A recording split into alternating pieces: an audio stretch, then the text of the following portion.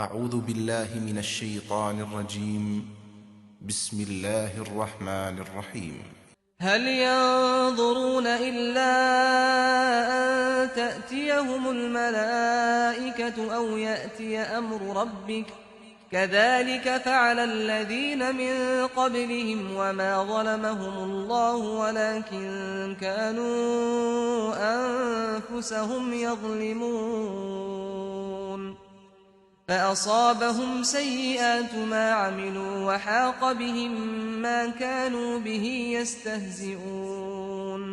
کیا یہ اسی کے منتظر ہیں کہ ان کے پاس فرشتے آ پہنچیں یا تیرے پروردگار کا فیصلہ صادر ہو جائے؟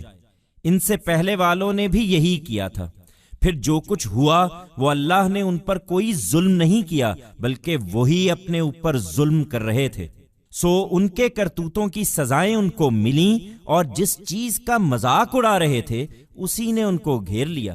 Do they but await that angels come to them or the directive of your Lord is given? Those who were before them also behaved similarly. Then what happened was that God was not unjust to them, in fact, they were being unjust to themselves. So, they were punished for their misdeeds and were embraced by precisely what they were making fun of.